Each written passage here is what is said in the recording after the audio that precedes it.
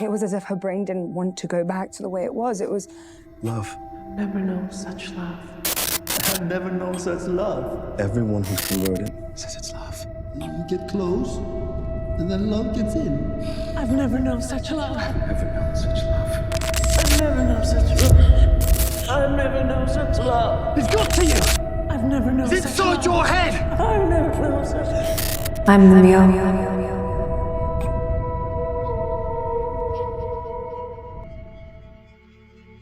Hello Foundation fans, fellow Mudbeards, and anyone else who thought this episode was extremely tragic for the series.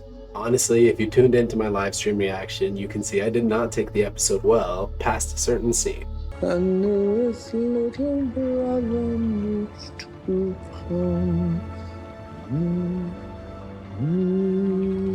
He's gonna use that baby to trap Demerzel or hurt her in a huge way in that freaking disintegrator, and I'm gonna be so upset about it. I'm gonna freaking... If they kill her off, I'm gonna be... What are you doing? Well, I'm not conciliating. I can tell you that much. Oh, go and kick him in the head. Do something now before you... Don't let him just...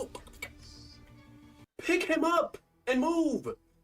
Did I see a baby get eviscerated and I'm gonna see Demerzel get eviscerated? Do not.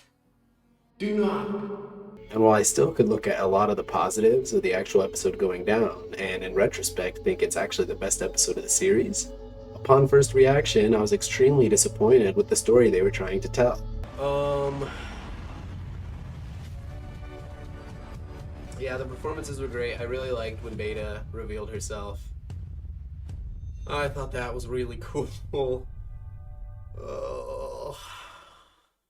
Foundation isn't new to killing off its characters every season, as there's usually a time jump, even characters that are pivotal to the story like an Empire. However, with some of the stuff that went down this episode, I was left a little disappointed. That is until I realized something. If this episode is looked at more as a Empire Strikes Back sort of narrative, which again Star Wars was inspired by the Foundation books, then you could see this as the writer's method of basically having everybody lose all hope, and having each character and faction going through their darkest moment. And if you look at it that way, you start to realize this entire episode has been lying to you. But let's go ahead and break down the episode. We'll start with the Terminus storyline and the big reveal in Bayta being the Mule. We got a soft little hint at this when one of the Foundationers were about to shoot her down, but unfortunately Han Pritchard stopped her right before he became converted himself. This could play a vital aspect in the next season if all the actors can return. But with Bayta being revealed to be the Mule in an absolutely cinematic masterclass of a scene, let's go ahead and explain a little bit of Bayta's backstory. We get glimpses while Gale is regaining control of her mind to Bayta's story. Turns out she lived through the events on Rossum that Pilu's Mule, who I'll refer to from now on as Milu, essentially just planting that vision in Milu's mind. But then that begs the question, what about the baby? Well, I believe this is where her connection to Dawn actually ties into play. I touched on it in some of my recent videos, but what if Sereth and Dawn's descendant has been a heavy story thread that's been established already, we just don't realize it? Is it possible, per her backstory, that the baby is actually Sereth and Dawn's descendant, or even that Bayta herself is Sereth and Dawn's descendant, dropped off at that family at Rossum to keep her safe? And the parents, obviously, when given a choice between their own child they raised since birth and a child that was potentially dropped on their doorstep, they chose the former?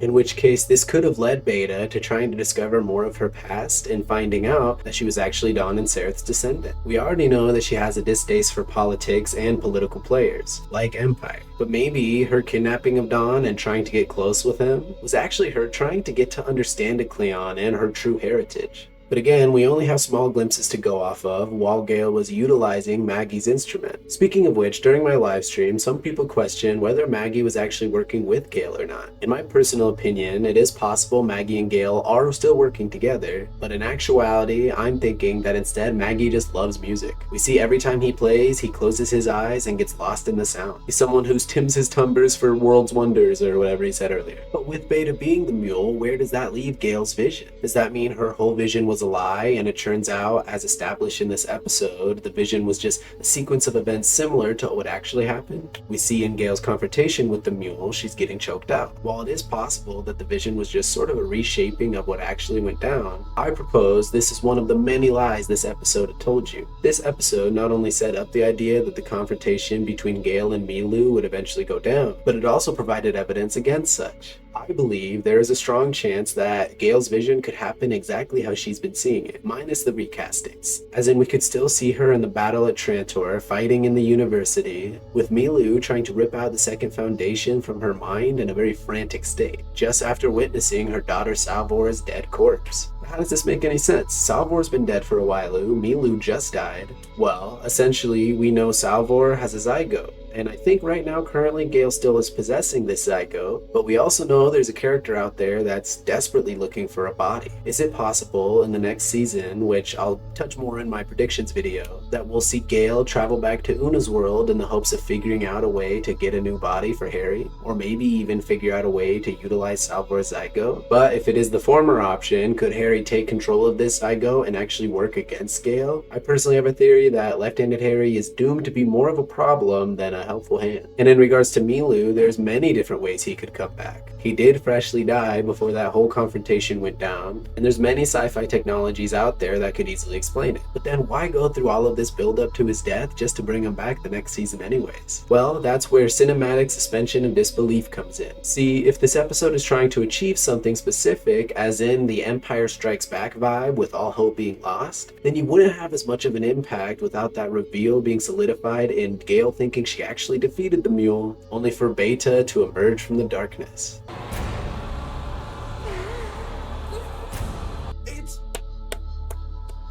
I'm the mule. See, this moment is only so powerful and only so dramatic because there is a sense of relief for a moment after Gale defeats Mule. And honestly, if this small little moment is a payoff for that amazing reveal in regards to the cinematography, in regards to the tension, in regards to the amazing performance by Sinov Carlson. Sorry for mispronouncing your name. But another way I believe they were trying to accomplish this sort of all hope lost feeling was in everything that went down with the Imperial storyline. Not much needs to be said until my review comes out regarding the performances here, but let's just say Terrence Mann stole the show. And that's crazy to say considering Laura Byrne and Lee Pace's performance in the same exact episode. The desperation and frustration between both of them was phenomenal, but Terrence Mann's downfall into a complete psychopath was really incredible to watch. When I had initially viewed this episode, it kind of made me feel like it made the Mycogen storyline a waste of time. While at first I was okay with this sort of C-plot being built because it felt like it was heavily established to the lore of the franchise, when I walked away from this episode, I figured this was just a setup to kill off Demerzel in a more efficient way because it's hard to kill off a character like that. And then after discussing things with my live stream, I eventually realized this all wasn't necessarily a setup to kill off a character, and there's enough clues to realize the idea was to rip away as much hope as possible and only give a glimmer at the very end. And how do you put Demerzel in a situation where you truly do feel hopeless for her going forward?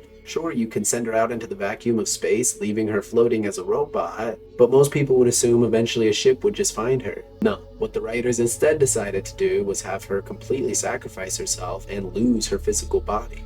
But in the very end, we can see that she had initiated some form of handshake protocol with the robotic skull, who, with a little bit of Brother Dude's help in fixing it, the final switch of some lightning flickers, was able to accept the transmission and then send out another transmission for a clasp.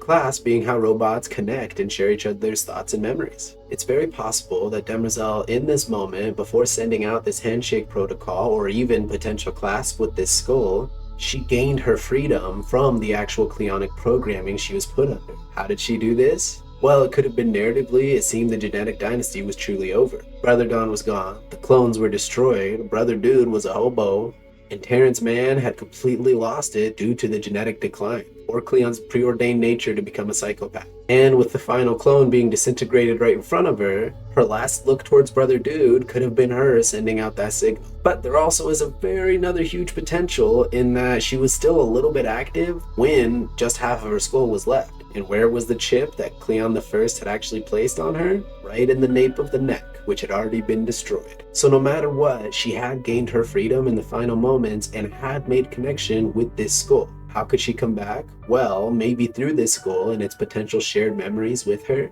It could guide a future servant or another character in recreating itself. Remember, Demerzel walked into this situation knowing she might not walk out, sending Quint away to help hide the second foundation and bring them Kalle's 9th proof of folding. And there also is another clue in her preparing ahead of time, that being in Brother Dude's potential survival.